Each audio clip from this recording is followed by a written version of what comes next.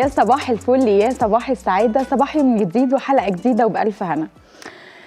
بنبتدي رحلة كده في الدايت، بس أول حاجة بنحطها في دماغنا أول ما بروح للدكتور ونمشي على نظام غذائي، أنا عايزة أخس 10 كيلو. هي كده البداية، أنا حاطة في دماغي في أول أسبوع كمان، يعني مش بدي نفسي وقت كافي إن أنا أخس ال10 كيلو دول في وقت حلو، لا أنا عايزة 10 كيلو في أسبوع. وبالذات بقى يا سلام لو عندي مناسبة، انا عندي مناسبه الاسبوع اللي جاي، فلازم الاسبوع ده كله انا اخس رقم حلو جدا عشان اعرف البس اللبس واعرف ابقى شيك وابان تمام. ده اول حاجه بتخطر في بالنا. طب ده هيحصل ازاي؟ وده ممكن يحصل ولا لا؟ يعني انا فعلا ممكن اخس الرقم ده في وقت صغير جدا. طيب ما هو برضو في حاجات في النص بتخش كده، في بيبقى ايام فري، وجبات فري، النقنقه، الحاجات اللي زي كده. النظام الغذائي بتاعنا هل لو مشينا عليه صح هو ده اللي هنقدر نحقق بيه الوزن اللي احنا عايزين نخسه؟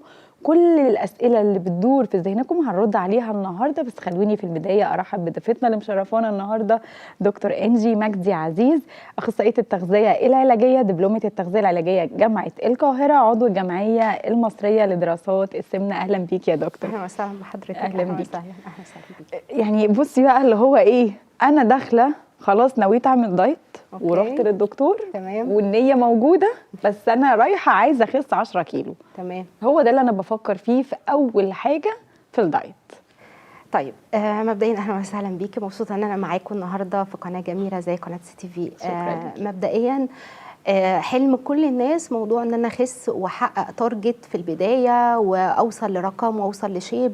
كل الناس بتحلم بيه، ستات ورجاله، وبيبقى عندنا هوس اسمه ان انا احقق شكل حلو وابقى واثقه من نفسي اكتر. وفي ناس بتخس بتدور على حلم الرشاقه عشان هي تعبانه، وفي ناس بتدور عشان هي شكلها مش عاجبها، وفي ناس بتدور علشان هي مش واثقه من نفسها، وفي اللي داخل بروجكت، وفي اللي داخل عمليات، وفي اللي متألم. فانا لازم اول حاجه احدد انا عايزه اخس ليه. لازم اعرف انا دلوقتي بخس عشان شكلا، ولا ثقه بنفسي، ولا متألمه من رجليا، ولا داخله سيد دكتور حدد لي تارجت عمليه ومحتاجه اخس رقم معين، في لبس عايزه البسه معين، مناسبه عيد، مناسبه فرح. طيب الجول بتاعي ده هل هيبقى الفتره؟ لو هيبقى الفتره فنصيحه من دكتوره شافت وسمعت كتير، لا لازم تغيري فكرتك وتغيري المينتاليتي بتاعتك. يعني ايه؟ يعني ان انا اعتمد على الدايت ان هو لفتره معينه. سوري انا اسفه، الجول بتاعك مش هيبقى كامل. لازم الجول بتاعك يكون لايف ستايل كامل. يعني انا لو اعتمدت عليه على انه الفتره، هفضل الف في دايره اخس اتخن اتخن اخس، اخس اتخن اتخن اخس، واطلع من دكتور لدكتور ومن سين لصاد، وافضل الف في دايره ومش حدش هيتعب غيري. صحيح. لكن انا لو اعتمدت ان انا يا فلانه مش هينفع، لازم نقطه من اول السطر، لازم اعتمد على نفسي، مش بس مساعده الدكتور، لازم اعتمد على نفسي ان انا اتشينج لايف ستايل بتاعي. مش بس تماما. بالظبط، مش قصه ورقه وقلم وفطار غدا عشاء وامشي على البلان ده وعلى العيد هتوصلي للرقم. او زي ما حضرتك بتقولي انا عايزه 10 كيلو، انا مش مهم ال10 ولا ال20، انا المهم ان انا بعد فتره اقف نفسي كده قدام المرايه، احس ان انا واثقه من نفسي، احس ان انا مرتاحه، احس ان صحتي افضل، تحاليلي افضل، بشرتي افضل، جسمي خفيف، عارفه البس مقاس كويس اللي انا محتاجاه، طلعت اللبس القديم اللي في دولابي واللي بدات البسه. كل ده تارجت، مش ان انا بس اقف على الميزان والاقي ال10 كيلو، ما انا ممكن اخس ال10 كيلو ما يبانوش عليا. فانا لو جيت احط دايت بلان، اول حاجه ما حددش لنفسي فتره دي وانس ما الفتره خلصت. لو انا مثلا احنا قلنا احنا داخلين على عيد ومحتاجه اشيب جسمي قبل العيد، او عندي مناسبه ومحتاجه اشيب جسمي قبل المناسبه، صدقيني بعد المناسبه انت هتبقي الريكورنس بتاعك اعلى. يعني خسيتي 5 كيلو قبل العيد، بعد العيد لخبطنا ال5 كيلو رجعوا، عملنا ايه؟ رجعت بفيدباك لورا، ما عملتش حاجه، بس اللبس وخلاص يعني بس. لكن انا صحتي اخبارها ايه؟ مناعتي، حرقي، هل انا حرقي هيفضل شغال؟ لا، عايزه اقول لحضرتك ان كل محاوله من الدايت بتدينا ضعف للدايت اللي بعده. فانت ما كسبتيش حاجه غير ان حرقك قل في الدايت اللي بعده. فانت علشان تحافظي على الوزن اللي انت خسيتيه، حافظي على بوينت مهمه اسمها الاستمراريه. استمراريه اللايف ستايل اللي صح، دي حاجه مهمه. فاول حاجه انسي الفترات. تاني حاجه، في عندنا احنا هنا عاده منتشره بينا جدا بين الناس اللي هي مرحله التاجيل. انا باجل اي حاجه زي عارفه انت السبت الجاي. الكونسبت بالظبط كده السبت صح الجاي. كده. اصحاب دايت يوم السبت، انا مسميهم كده اصحاب دايت يوم السبت. عارفه اللي هم صحيح. انا مش هعمل دايت غير السبت، انا هعمل دايت بعد الويكند، انا هعمل دايت بعد العيد، هعمل دايت بعد ما اخلص البروجكت اللي انا شغال فيه. يعني اللي هو ايه بعد اللي هو التسويف. لا، اول ما تقرر تعمل دايت ايه يعني ما اعمل في نص اليوم؟ يعني هو جسمي هيقول لي لا ما تعملش؟ لا، ما انا ببقى في حاجات عايزه اكلها، عايزه انتقم بالظبط، عايزه اكلها قبل الدايت. طيب كمان هقول بقى لك يعني. هقول لك حاجه، احنا في الدايت اللي احنا هنقوله ما فيش حاجه اسمها حرمان. فانت هتلاقيني بقول لك كلي، فانا ايه اللي محروم منه هاكله قبل ما ابتدي دايت؟ مفيش، ما انا لسه واكله مكرونه بشاميل. بس ايه يعني ان انا واكل مكرونه بشاميل وامنع ابتدي في عاده مثلا ان انا امنع اكل بعد الساعه 6 او بعد الساعه 8؟ ايه المانع ان انا بعد ما اكل مكرونه بشاميل انزل ابتدي بعاده المشي، انزل اتمشى ساعه؟ فانا وانس ما انا خدت الخطوه، انت اللي بيحصل ايه؟ ان انا نازله اجيب لبس العيد ما لقيتش مقاسي، رجعت مكتئبه وزعلانه وانا هبتدي دايت من بكره. سمعت دكتور بتتكلم على النت وليكن زي البرنامج ده، الدكتوره اتكلمت كلام حلو وشجعتني وانا هبتدي دايت. طب ليه ابتدي من بكره ما ابتدي من دلوقتي؟ ليه ابتدي استنى السبت الجاي ما ابتدي من بكره؟ فاهماني؟ فاول خطوه ان انا بريك التاجيل ده خالص. صحيح. اوكي. حتى لو كان في وسط اليوم، حتى لو بديت بعاده، كل يوم عاده، يعني كل اسبوع 7 عادات، كل اسبوع عاده، يعني كل شهر 4 عادات. مش مهم بقى انت وامكانياتك، ابتدي حتى لو بعاده واحده تنتظم عليها. ابتديت بعاده شرب الميه، انا كنت بنسى الميه خالص، ابتديت بالعاده دي بس كفايه انتظم عليها. ابتديت بعاده ان انا اقلل سكر، هنتظم عليها. اللي هو ايه، هكلبش بالمعنى البلدي بتاعنا في كل عاده انا جسمي اكتسبها. يبقى انا كده اللي خسيته عشان اكتسبت العاده الاولى والثانيه والثالثه، انا مش هخسه تاني عشان العاده دي بقت في شخصيتي، بقت في حياتي. شرب الميه جنبي على طول. انا قاعده في مكتب زي كده، كل 10 دقائق بتحرك راوند حوالين المكتب، فبقيت عاده في فلانه انها بتعملها. عاده ورا عاده ورا عاده بتغير في شخصيتك. بعد شهر تقولي انا اتغيرت، انا بقيت خفيف. بعد دي قصه التاجيل، ان انا ما اجلش. ثالث حاجه، حط لنفسك احلام مش تعجيزيه. يعني انا بشوف ناس كتير بتجيلي او بسمعها انا عايزه اخس 5 كيلو في اسبوع. طب وبعدين؟ خلص الاسبوع، خسيت ال5 او اكتر او اقل، وبعدين؟ فتلاقي الناس اللي بتحط احلام عاليه قوي ما بتقدرش تحققها. لو انا مثلا عايزه افتح بروجكت وانا ما عنديش راس مال، هحلم ابقى بزنس مان ازاي؟ لا، حضرتك افكر في فكره بسيطه او حلم بسيط حققه، اللي هو الشورت تيرم. حقق حلم بسيط، بعد كده كبره. ابتدي ب2 كيلو، ابتدي بكيلو، وبعد كده الكيلو يبقى 2. عايزه اقول لحضرتك انت لو بالمعنى البلدي خسيت نص كيلو في الاسبوع، يا لهوي هعمل دايت لمده اسبوع وخسيت نص كيلو بس، يعني في الشهر 2 كيلو، يعني في السنه 24 كيلو. لا قليل جدا، قليل جدا. عارفه يعني ايه بعد سنه انت 24 كيلو؟ يعني انت بني ادمه ثانيه. فما تبصيش للحلم الصغير، الحلم الصغير ده بعد سنه كانك عملتي عمليه تكميم واحسن. فاهماني؟ فما تبصيش للجول الصغير ان هو يا نص كيلو بس، ده قليل جدا. طب ما انا احققه، ولا احقق 5 كيلو في اسبوع واستردهم تاني الاسبوع اللي بعده. عملت ايه في السنه ده؟ عملت كام محاوله دايت؟ كتير. طب خلينا نروح لسؤال شهير بيحبوا يسالوه كتير جدا يا دكتور، هو انا المفروض اخس قد ايه في الاسبوع؟ يعني اعتقد السؤال ده. ايوه. طيب بصي يا ستي، عنصر الوقت في الدايت، انا كل ما بعمل دايت، مش هنقول دايت، كل ما بعمل لايف ستايل صحي، انا كسبت صحه وخسرت وزن، وانا قاصده ان انا احط اولويه الصحه الاول قبل الوزن. كل ما بمر في لايف ستايل صحي، دهوني بتنزل، كوليسترول بيتحسن، تحاليلي بتتظبط، شعري، مودي، ثقتي بنفسي، زي ما اتفقنا الجول اللي كلنا بندور عليه. صحيح. تمام. فكل ما مريت بالوقت كل ما انا صحتي بيتحسن ونزولي بقى افضل. طيب المعدل الطبيعي للنزول ايه؟ تعالي نبتدي اول اسبوع. اول اسبوع كلنا بنخس حلو جدا، بتوصل من 2 ل 3 كيلو. في ناس تقول لك انا لما بعمل دايت اول اسبوع بخس 5 كيلو. اللي بيحصل ان انا اول اسبوع بفقد مخزون الجلايكوجين اللي في جسمي، وبنزل كميه ميه كتير، خاصه الناس اللي بتعمل الدايت اللو كارب والكيتو والانظمه اللي بتكون قليله النشويات. الناس دي بتفقد كميه ميه كتير جدا، فاحنا لازم نعوض ده بالاملاح، اللي هو خاصة ملح الهيمالايا والملح الخشن، عشان يعمل توازن الأملاح. لازم أعوض ده بالسلطة، ولازم أعوض ده بالخضار. ده اول اسبوع. طيب احنا خلصنا اول اسبوع وخسيت وكنت فرحانه بال2 3 كيلو. بعدها المعدل الطبيعي اللي خدناه ودرسناه في معهد القومي للتغذيه اللي شفناه مع حالات باكسبيرينس الحالات من نص كيلو لكيلو اسبوعيا ماكسيمم. ده الصحي، ده الصحي صح؟ طبعا. عشان انا هقول لك يعني دلوقتي بقى انا لو خسيت ازيد من كده ايه اللي بيحصل. أيوة. لو خسيت ازيد من كيلو خدي عندك بقى اول حاجه هصوي في المراره، تساقط شعر، مال نيوتريشن ان انا جسمي مش عارف يمتص الفيتامينز، مش باخد كفايتي من الفيتامينز، فتلاقي عندي خمول، كسل، تقول لك انا هزلانه مش قادره اقوم اشوف طلبات بيتي، عندي جفاف.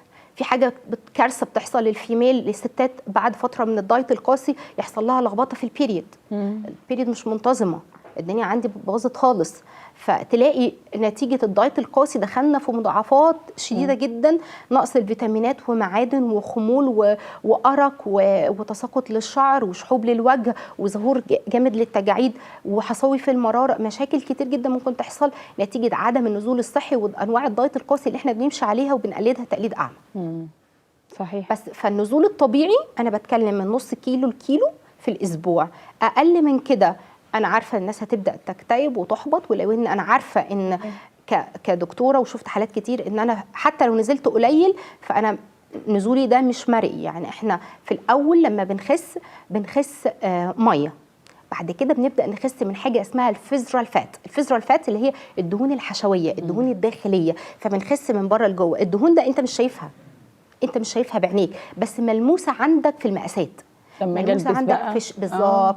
فنيجي نتوزن انا مش نازله حاجه، طب ابدا اسالها طب اخبار مقاساتك ايه؟ لا يا دكتور ده انا نزلت اجيب لبس العيد كنت بلبس 40 بقيت بنزل 38 و36. طب فرق المقاس ده ايه؟ ده نزول الفيزرال فات اللي احنا بنتكلم عليه. نعمل انبادي نلاقي الحمد لله الدهون بدات تنزل معانا. ما ده اسمه النزول الصحي، مش هيبان على الميزان. الميزان مش انديكيتور. ما هو الميزان ده المشكله في حياتنا. بص هقول لك حاجه بجد، انا من كتر ما بسمع الناس انا بقول لهم جمله: انتوا قربتوا تعبدوا الميزان. الميزان مش انديكيتور خالص لنزول الوزن. الميزان بيتغير كل يوم. انا معايا ناس بتوزن كل ساعه كل اكله. ايوه ده اكبر غلط. طب هقول لك انا بقى الميزان يعمل ايه. هقول لك انا الميزان يعمل ايه.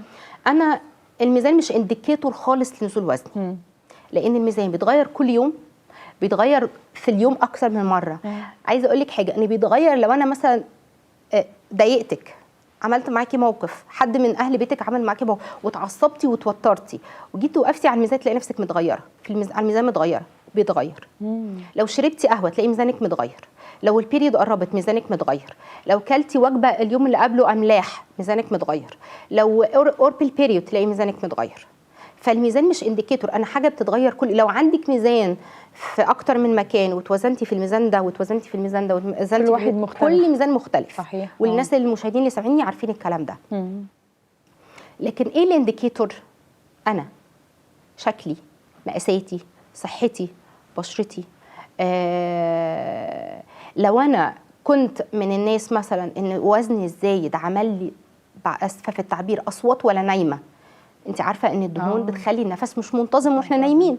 لو انا البوينت دي بدات تتغير مع الدايت اسبوع ورا التاني، لا انا نايمه نوم مرتاحه، حاسه نفسي خفيفه، ده بالنسبه لي نجاح للدايت. فنجاح الدايت مش بيعتمد على ميزان، بيعتمد على حاجات كتير قوي، اما تحاليلي، شكلي، مقاساتي، صحتي النفسيه، مرتاحه ولا لا. جايه بتقول لي يا دكتور انا كنت حاسه عامله زي البالونه قربت فرقع، بعد اول اسبوع بديت احس ان انا لا مرتاحه خفيفه، قادره اطلع السلم من غير ما انهج، من غير ما احس ان انا شايله وزن زياده عن حملي. لو ناس بتشتكي مثلا من اوستيوارثرايتس اللي هو خشونه الركب، تمام، فتروح لدكتور العظام يقول لها لازم تنزلي حبه حلوين من وزنك، وتبدا معانا دايت بلان وتبدا تنزل اسبوع ورا التاني. ايه الاخبار يا ماما؟ لا انا حاسه نسبه الالم قلت. ما انت كل ما بتخسي رقم على الميزان كل ما تحميل على المفصل بيقل. انت كل كيلو بتخسيه بتشيلي 4% من نسبه البين اللي بتحسيه في رجلك. فكل ده نجاح للدايت مش الميزان خالص. فبطلوا كونسبت انا ما نزلتش على الميزان، انا ثابته على الميزان، او اللي هو ايه، انا شايله الميزان. انا بقول كده انتوا شايلين الميزان على قلبكم وماشيين، وده اكبر غلط. دي حاجه اساسيه، اكبر غلط. ده حقيقي. لان الميزان مش هو. في برضو جمله بقولها، احنا الناس ما بتوزناش. يعني انت حضرتك رايحه تشتري لبس، انا مش هقف عند الراجل، والراجل يقول لي ايه على فكره انا ما عنديش ميزانك، لا بيقول لي انا ما عنديش مقاساتك. الشورت بتاع اللبس يقول لك من وزن كذا لكذا كام سنتي. ايوه. ما بيقولش البلوزه دي بتلبس من 60 ل 70 ولا من 70 وهكذا. هي نظام مقاسات. فانا بالنسبه لي عندي اهم حاجه ان انا انزل مقاسات وشكلي يبقى افضل، واعرف البس لبس ما كنتش بلبسه قبل كده، ولا انزل على الميزان وافضل البسه في الشارع اقول يا جماعه انا نزلت من 60 ل 70 من 70 ل 60. لا خالص. صحيح. طب نقطة مهمة جدا ويمكن ناس كتير بتقع فيها. أنا ببقى قاعدة بقى على النت أو بكلم مع صاحبتي هي ماشية على نظام حلو، تخسسها حلوة قوي، فأنا هاخد النظام ده منها. بس النظام ما جابش معايا بقى. تمام. إيه المشكلة؟ إيه المشكلة؟ أولا الدايت مش برودكت. يعني أنا مثلا لو أنا عندي بشرة حساسة، بشرة مختلطة، بشرة برودكت، أنا مثلا بسأل الدكتور إيه البرودكت المناسب ليا. الدايت مش كده. مفيش حاجة اسمها دايت مناسب لفلان. مفيش. هي مش سلعة، هو اسمه دايت بلان يعني خطة نظام. النظام ده بيعتمد على ايه؟ انا قعدت مع استاذة مريان، قولي لي يا استاذة مريان انت بتشتكي من ايه؟ ايه اللي مضايقك؟ يومك ماشي ازاي؟ تحاليلك اخبارها ايه؟ امكانياتك ايه؟ بتحبي ايه في الاكل؟ يعني احنا قبل ما نطلع هوا قلتي لي ايه؟ انا بحب كذا كذا كذا. ده انت بتحبيه غيرك ما بيحبهوش. طب انا هتمشي على دايت فلانة وهي بتحب حاجة وانت بتحبي حاجة؟ هي عندها تكيسات مبايض وانت ما عندكيش، هي عندها حاجه اسمها انسول ريزيستنس وانت ما عندكيش، هي ما عندهاش انيميا وانت عندك انيميا شديده، خدتي الدايت بتاعها هوب الانيميا بتاعتنا وقعت في الشغل وانا بشتغل. ليه؟ لان انا ماشيه على دايت مش مناسبني. فالدايت المناسب لكل حاله ايه؟ بنقولها جمله حلوه قوي، بنقول الدايت المناسب ليا هو اقرب دايت لحياتي الصحيه، لحياتي اليوميه، لللايف ستايل بتاعي. الدايت اللي اضمن فيه نقطه الاستمراريه، ان انا زي ما كنا بنتكلم في اول حلقه ان هو مش فتره، انا عايزه امشي على طول كده، انا عايزه استمر، ما تبقاش وانس اسبوع شهر اللي هي هوجه الدايت او حماس الدايت اللي انا ببتديه في البدايات وبعد كده بسيب. لا. فعشان اضمن الاستمراريه لازم الحاجه تبقى مريحاني، مخلياني ساتسفاي، مبسوطه، راضيه عن نفسي، راضيه على الاكل. يعني انت حضرتك تقولي لي انا بحب الرز والمكرونه، ينفع اديكي دايت من غير فيه رز ولا مكرونه؟ لا. معلش انت هتطلعي من الحلقه ولا تطلعي من عندي مقطعه ورقه الدايت، لا ده حرمان واكتئاب يا عم، لا انا مش عامله دايت. اما انا ما استفدتش حاجه، انا خسرتك وكرهتك في الدايت اكتر. فعشان احط دايت بلان لازم اسمعك، لازم افهمك، لازم افهم احتياجاتك ايه، طبيعه شغلك. زي ما قلنا في ناس بتشتغل من الصبح بالليل، وجبتها الاساسيه بالليل، راجل بيشتغل بيرجع الساعه 12 بالليل، اقول له ارجع كل علبه زبادي ونام؟ لا. ما واحد مثلا بيحب الاكل اللي بياكل عيش كتير، بياكل 4-5 ترغيفه مثلا، اقول له كل ربع رغيف، ما هو مش هيكمل. انا كده كدكتور وكدايت بلان بتاعه مش ناجح. فعشان احط دايت مناسب لانجي او لمريان او لسين او لصاد لازم اسمعه، لازم افهم احتياجاته، لازم افهم حياته الصحيه، لازم احط حاجه مناسبه بيه. طب الدايت الناجح ليا يكون فيه ايه العناصر المتوفره اللي تكون في الدايت بتاعي عشان اعرف ان هو ناجح؟ اولا يبقى مرن، ما يبقاش قاسي ابدا، يبقى فيه كل العناصر اللي ربنا خلقنا وامرنا ناكلها. ايه ده؟ يعني هاكل كل حاجه؟ كل حاجه، كل حاجه، كل حاجه. يعني كل حاجه موجوده في حياتنا انا جسمي محتاجها. الفيتامينز موجوده في حاجات الناس فاهمه انها غلط، زي الدهون مثلا. الناس هتقول لك انا همنع دهون، الدهون هي اللي بتتخن.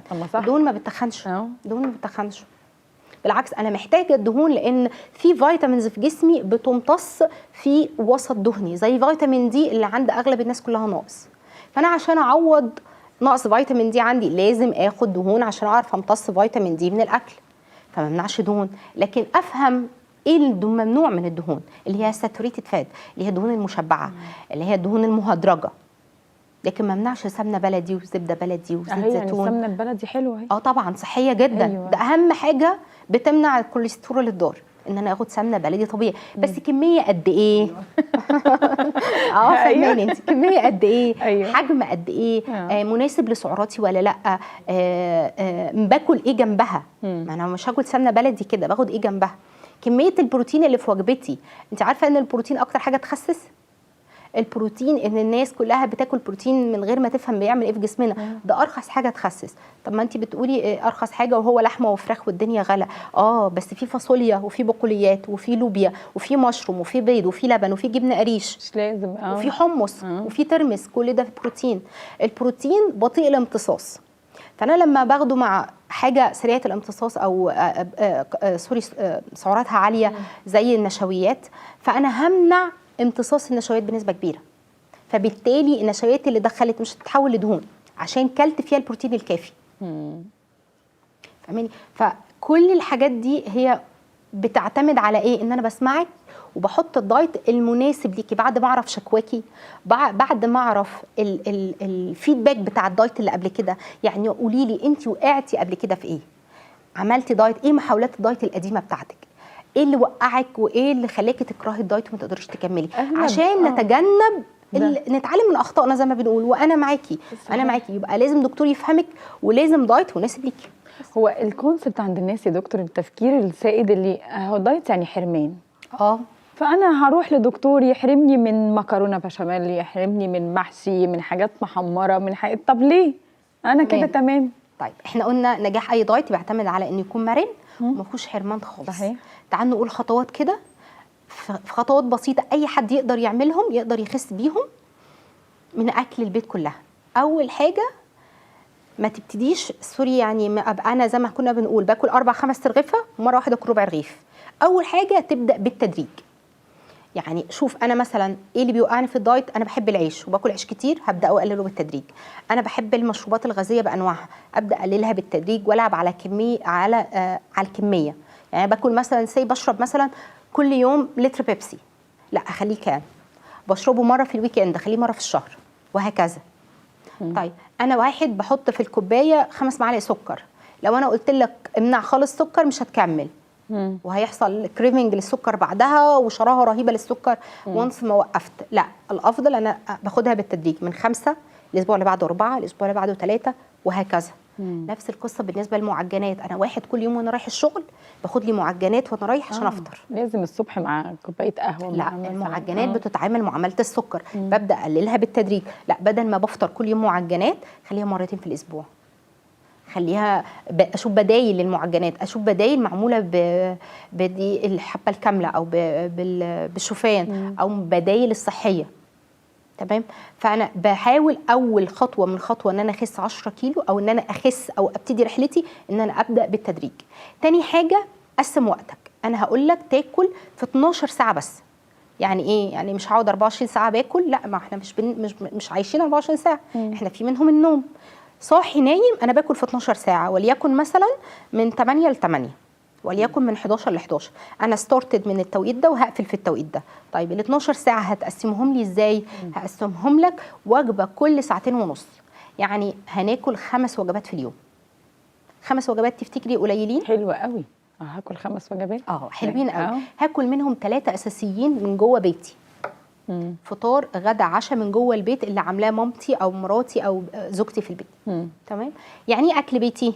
يعني اكل معمول بالسمنه البلدي، في رز، في مكرونه، في عيش، في كل حاجه. بس كونسبت النشويات زي ما اتفقنا هقللها عن الحصه بتاعتي. فانا كده قننت الكميه من غير حرمان. عامله مكرونه بشاميل، بدل ما كنت باكل سرفيس كامل، لا انا هاكل طبق صغير، هاكل قطعه، حط جنبها قطعه البروتين اللي قلنا بتخسس اكتر، اللي هي وليكن كفته، فراخ، لحمه، واخد معاها طبق السلطه.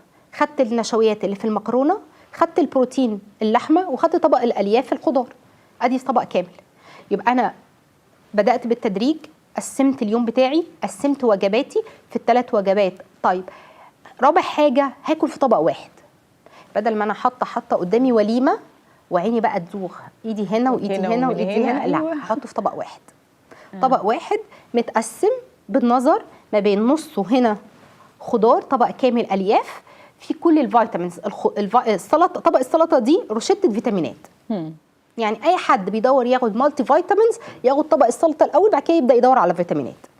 صحيح. تمام. فانا قسمت الطبق نصه هنا خضار، الياف، مضادات اكسده، حمايه من كل الامراض، تقليل الالتهابات الجسم. النص التاني قسمته ربع اللي فوق نشويات، ربع اللي تحت بروتين. وتفر بقى بروتين غالي، بروتين رخيص، لحمه، فراخ، زي ما قلنا انواع البروتينات الكامله اللي موجوده في حياتنا سواء نباتي او حيواني. يبقى انا طبقي في طبق واحد شبعت، حتى لو سرفيس كامل، بدل ما انا قدامي زي ما بقول لك وليمه وايدي رايحه على كل حاجه، كل حته. صحيح. تمام. يبقى انا كده قسمت اليوم. طب انت قلتي لي 5، حاليا انا اكلت 3 بس. السناك انوعها بقى، انوع ما بين فاكهه مكسرات، ودي كنز للدهون الصحيه اللي احنا كنا بنتكلم عليها في الاول. طبعا المكسرات اعلى حاجه موجود فيها اوميجا 3. اوميجا 3 يعني مفيش كبد دهني، يعني مفيش كوليسترول عالي، يعني صحه قلب تمام، يعني شعر وبشره تمام، يعني مفيش كرش. ودي بوينت مهمه جدا. دي مهمه جدا. كلنا بنخس عشان في مناطق معينه، واهمهم عند الستات والرجاله منطقه البطن. سمنه الموضوعيه دي. يقول لك خد اوميجا 3، اول خطوه تنزل الدهون الحشويه اللي احنا قلنا عليها من شويه اللي هي الفيزرال فات. فانا هاخدها على هيئه كبسولات، طب انا هاخدها على هيئه مكسرات. وارخص انواع المكسرات الفول السوداني. فانا عندي كده في السناك فاكهه، مكسرات. ثالث حاجه ممكن اخدها تسالي، يا سلام، فشار، حمص، ترمس، ذره مشويه، بطاطا. الناس اللي بتقول لك البطاطا مش معناها في الدايت، لا، ليه؟ مين قال دي البطاطا احلى حاجه تتاكل في الشتاء، تدفي، مليانه الياف، نشويات، ستارش عالي جدا. فانا كده قسمت الخمس وجبات بتوعي. خلاص كده. خامس حاجه احنا نظمنا الوقت وخدنا الوجبات بتاعتنا وخدنا السناك، بعدها نتحرك. انا بتحرك حلو قوي. لو انت شخص قاعد 24 ساعه على السرير او ما بتتحركيش او على المكتب، ابدأي ب5 دقائق. زي ما احنا قلنا كونسبت ابدأ بالتدريج، ده موجود في اللايف ستايل بتاعنا كله. بديت ب5 دقائق، 5 دقائق بيبقوا 10، ال10 بيبقوا ربع ساعه. طيب انا ما بتحركش في البيت، بس بنزل اوصل ولادي المدرسه كل يوم ومنتظمه على كده. حلو جدا. مشوار المدرسه من هنا لغايه هنا، لا، انا العب بقى على نقطه المسافه. بدل ما اخدها دايركت من هنا لهنا، انا الف من هنا لهنا. فانا بدل ما عملت 3000 خطوه عملت 5. يبقى انا زودت عندي الورك اوت او الاكسرسايز بتاعتي، فانا حرقت اكتر. المتوسط بتاعي عايزه 30 دقيقه حركه متوسطه الشده، بنهج واعرق وضربات قلبي تزيد. بمعنى ان انا ادخل في مرحله حرق الدهون، بس مش عايزه اكتر من كده. اعتقد 30 دقيقه في اللايف ستايل بتاعنا مش عاليه قوي كتير. طب انا ما بنزلش وما عنديش اطفال وما بنزلش اوصل وما بروحش مسافه، ما بروحش حاجه، وك ات هوم، وده احسن اكسرسايز. الفيديوز على اليوتيوب وعلى واي ابلكيشن على الموبايل بيعمل ورك اوت 30 دقيقه، تقدري تعملي ايروبكس، ماشي في البيت، عندك طرقه طويله، اي حركه تخليني انهج واعرق وضربات قلبي تزيد. طب ما انا نقف عند النقطه دي. طب ما انا بنهج واعرق واعمل كل حاجه بشغل البيت. طيب هل ده صح بقى ولا غلط؟ ما انا بعمل اهو تمارين شغل البيت. لو انا سي مثلا متجوزه بقالي 20 سنه، انا ست وعايزه اخس، وده بقولها لكل الناس بتقول لي انا بشتغل كتير في البيت. بقالي 20 سنه متجوزه، هل خلال 20 سنه خسيت ولا تخنت؟ بنتخن. يبقى شغل البيت ما بيخسس. هو بنسميه ديلي روتين يومي. طيب عايزه العب على نقطه ان شغل البيت يخسسني، ودي تركايه برضو بنقولها. اعمل الورك اوت بتاعك اللي هو شغل البيت بحركه سريعه على معده فاضيه الصبح. يعني اصحي، وصلي ولادك المدرسه، وارجعي نظفي بيتك بشكل سريع من غير ريست تايم، من غير ما تفطري. انا دلوقتي لما بصحى من النوم انا مش واكله، سكر الدم اوريدي منخفض، مفيش لسه دخلت اكل، بديت اتحرك واسخن وانضف واوضب شغل البيت، بدا سكر الدم يوطى قوي. طب انا عايزه طاقه عشان اكمل شغل البيت، فيبدا ياخد من الفاتس اللي متخزنه. يبقى انا كده دخلت في اللي احنا بنقول عليه في حرق الدهون. اول ربع ساعه من اي ورك اوت جسمي بيحرق باقي السكر وسكر الدم، الجلوكوز الموجود في جسمي. ربع ساعه التانيين يبدا ياخد من الفاتس اللي اوريدي متخزنه. فانا عشان اعمل ورك اوت افضل وقت ليها ان انا اعملها الصبح واعملها على معده فاضيه. ده بالنسبه لبوينت الرياضه. يبقى احنا قلنا بدأنا بالتدريج، نظمنا وجبات، كنا في طبق واحد، قسمنا اليوم بتاعنا ازاي، زودنا اكل. نقطه اخيره، الميه. مفيش حد بيفكر يحافظ على صحته، مش هقول لك يخس، ما بيشربش ميه. يعني بلس بقى شعرنا وبشرتنا والكلى وكل حاجه، الميه هي الميجور اللي بيفرق انجي عن مريان مع حفظ الالقاب انها تخس مين قبل مين. يعني ممكن نبقى انا وانتي بنخس مع بعض، اوكي، وعاملين دايت بعين واحد وبناكل نفس الاكل، بس انا بخس اكتر منك لان انا محافظ على كميه الميه بتاعتي. فالميتابوليزم الاكتف اللي بيشغلها هي الميه. عشان كده لما حاله بتيجي تقول لي انا وزني ثابت، طب قولي لي اخبار الميه ايه، تقولي بنساها. طب والميه اللي على الريق الصبح يا دكتور، يعني حلوه من ضمن جدا الحاجات اللي الناس تقوم تعمل شغل البيت الميه كوبايتين الميه اساسي. ما احنا بنقول نشرب ميه، هنقسمها ازاي؟ تعالى نقسمها. هنقسم من 10 ل 15 كوبايه في اليوم. كوبايتين على الريق. دافيه ولا ساقعه؟ لا ميه عاديه. عاديه عاديه جدا، ميه عاديه جدا زي اللي بتشربيها عشان تتوب. دافيه شويه وعليها عصره ليمون بقى والحاجات مش فارقه خالص نهائي. انا الميجور عندي اللي بيشغل السيركيوليشن بتاعه الجسم بتاعتي، الدوره الدمويه بتاعه الميه. بس ما تفرقش معايا بقى دافيه حرقه. لو حطيتي ليمون وانت عندك مشاكل في المعده هتتعبك. طب على ايه؟ ميه بس، ذاتس انف. كوبايتين على الريق، كوبايه قبل كل وجبه، كوبايه وانا بحضر لاولادي لانش بوكس المدرسه بحط لهم البوتل بتاعه الميه هشرب كوبايه ميه، وانا بحضر الاكل على البوتاجاز وبزود الميه للاكله هشرب ميه، وانا باخد شاور هشرب ميه، وانا بغسل اي حاجه ريليتد للميه هشرب فيها ميه. يبقى انا كده زودت حصه الميه بتاعتي ولا لا؟ طيب في ناس تقول لي طب انا بشرب ميه كتير وما بخسش. خدي بالك ده انديكيتور ان جسمك بيقول لك ان الميه اللي انت مدخلاها لي مش كفايه، مش مكفيه. يعني المفروض اشرب قد ايه؟ ما انا بشرب كتير. كل 20 كيلو من وزنك محتاج لتر ميه. لتر ميه. فانت مثلا 60 كيلو يبقى كل 20 من وزنك محتاج لتر، فانت محتاجه كده 3 لتر ميه في اليوم. يبقى احنا قسمنا كل حاجه وخدنا الميه وخدنا الوجبات. نقطه اخيره برضو بتلعب على عدم ثبات الوزن والحفاظ على الحرق، السهر. لا بقى يا دكتور، احنا جينا بقى في حته يعني ده السهر والاكل بالليل والتسالي، مش هنقول اكل، تسالي بالليل. بصي هقول لك حاجه، في مدرسه في الدايت اسمها مدرسه الهرمونات. هرمونين اساسيين بيلعبوا على حرق كل واحد فينا، وهو هرمون الكورتيزول وهرمون الانسولين. الهرمونات دي هي الانديكيتور وهي اللي بتحرك حرقي عن حرقك. لما انا بسهر بيعلى حاجه اسمها هرمون الكورتيزول، هرمون الكورتيزون يعلي هرمون الانسولين، هرمون الانسولين يخزن دهون اكتر. تقول لك انا بدا يظهر عندي كرش لان حضرتك بتسهري، ما بتاخديش كفايتك من النوم، الجروس هرمون بتاعك مش بيتفرز بشكل كفايه وبيتفرز بشكل عالي هرمون الكورتيزون، فبخزن دهون وبعمل كرش. طب خليني اقول لك السؤال الشائع بقى يا دكتور، هو جسمي هيعرف بالليل ولا الصبح؟ ولا انا سهرانه ولا انا صاحيه؟ لا مش فكره بالليل والصبح. مش فكره بالليل والصبح، هي فكره ان انا لما بسهر بيحصل ارق، بيحصل توتر، بقى جسمي مش بياخد كفايته من النوم، فالهرمون نفسه ما بيتفرزش. الهرمون الكورتيزون بيتفرز في البيد ريدن، في حاله الريست تايم، وانا نايمه وانا مرتاحه وانا ريلاكس. يعني هيتفرز ازاي وانا سهرانه ومخي مزنهر؟ هيتفرز ازاي؟ فالهرمونات دي هي اللي بتحرك حرقي. فانا مش بقول لك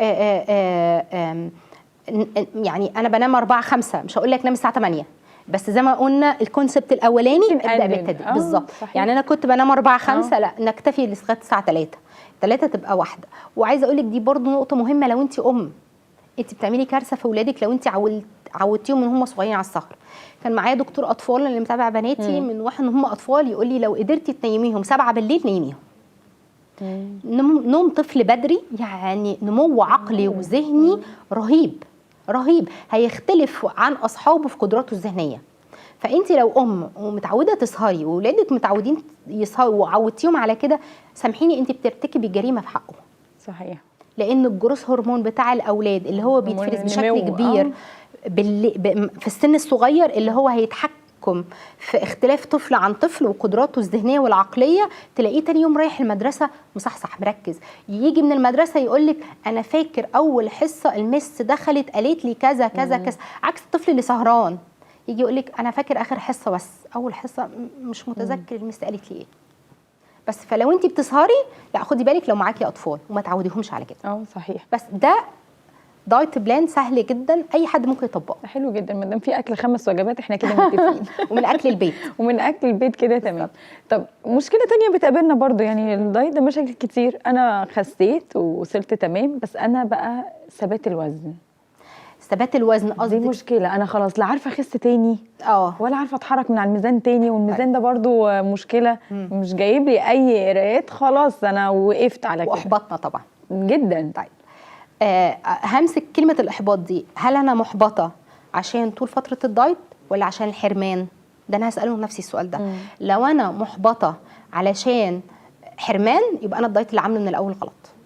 احنا اتفقنا نجاح اي دايت بيعتمد على ان انا مش محرومه، مفيش حاجه مش باكلها، باكل كل حاجه، باكل كل حاجه، يبقى انا كده هشطب على كلمه احباط بسبب الحرمان. طيب محبطه عشان ثبات الوزن، طيب تعال نمسك حاجه ثبات الوزن. هل ثبات الوزن انت ثابته ميزان ولا مقاسات؟ احنا ميزان. بنقسمها على الاثنين. ميزان يبقى انت برضو ما غيرتيش المنتاليتي بتاعتك. احنا اتفقنا من البدايه لازم عشان اعمل دايت صح اغير عقلي بمعنى ان انا امنع ان الميزان يتحكم في الدايت بتاعي. يبقى انا ما ابصش على الميزان. طيب لغينا الميزان، ابدا ابص على الجوانب الثانيه. هل المنطقه العنيده، اسالي نفسك السؤال ده، هل المنطقه العنيده اللي انت بديتي بيها دايت اول مره سواء بطن او ارداف او جناب او هل خست ولا لا؟ لو المنطقه العنيده بدات تنزل يبقى انت كده نجاح الدايت معاكي صح، مش الميزان. النجاح بيعتمد على زي ما قلنا المقاسات. طيب اعمل انبادي، هل الانبادي بتاعي ثابت ولا لسه كيرف الدهون بينزل؟ لو كيرف الدهون بتاعي بينزل يبقى انا ماشيه صح. لو الرقم بتاع الميزان التوتال كله زي ما هو سي 70 ومش راضي يخس لكن كيرف الدهون نازل يبقى انا ماشيه صح. لو كيرف الدهون نازل ومقاساتي نزلت يبقى انا ماشيه صح. لو كيرف الدهون نازل ومقاساتي نزلت ونومي انتظم ومفيش نهجان معايا يبقى انا ماشيه صح. 100 طبعا. طيب انا بقى ثابته ميزان ومقاسات، احنا قسمناهم اهو. ثابته الاثنين. لا تعالي لي بقى قولي لي بقى اخبار السهر معاكي ايه؟ اخبار الميه معاكي ايه؟ اخبار تنظيم وجباتك ايه؟ اخبار التوتر ايه؟ اخبار لخبطه البريود ايه؟ طيب عملنا كل ده، اخبار تحاليلنا هل جدت علينا حاجه جديده؟ يا دكتور انا حاسه ان انا المنطقه هنا دي بدات تكبر شويه، بحس باختناق، بحس ان انا وانا نايم حد ماسكني من هنا. لا محتاجين تحليل فيتامين غده درقيه. لا انا بديت اشتكي بعظمي وجعني، لا محتاجين فيتامين دي. انا بدوخ، محتاجين سي بي سي وصوره دم كامله. انا كده ماشيه معاكي جرادوال. هل انا الثبات ده ثبات الاحباط الاول، بعد كده ثبات الوزن نتيجه ان انا ثابته على الميزان بس بنزل مقاسات، ولا انا ثابته ميزان ومقاسات، ولا انا ثابته الاثنين وعندي مشكله صحيه ما عامله لي ثبات الوزن. فلازم كده بقى ايه طبعا. لازم نعمل تحاليل أكيد. اللي هي ليبيد بروفايل، لازم اطمن على حاله الكبد بتاعتي، اطمن على صوره الدم الكامله، اطمن على مقاومه الانسولين، اطمن على الفيتامين دي. حلو جدا. يعني احنا كده في الاخر مفيش حرمان، ماشيين صح، هنظبط فعلا نظبط اللايف ستايل بتاعنا، كل حاجه هتبقى تمام بمنتهى السهوله. والدايت مفيش اسهل منه، مفيش حرمان، في 5 وجبات بقى، ده كده حلو قوي. بالظبط. شكرا ليكي يا دكتور. ميرسي. شكرا ليكي يا دكتور انجي مجدي عزيز، اخصائيه التغذيه العلاجيه، دبلومه التغذيه العلاجيه جامعه القاهره، عضو الجمعيه المصريه لدراسات السمنه. شكرا ليكي مره ثانيه. ميرسي. مشاهدينا ما خلصتش حلقتنا، لكن استنونا بعد الفاصل وراجع لكم.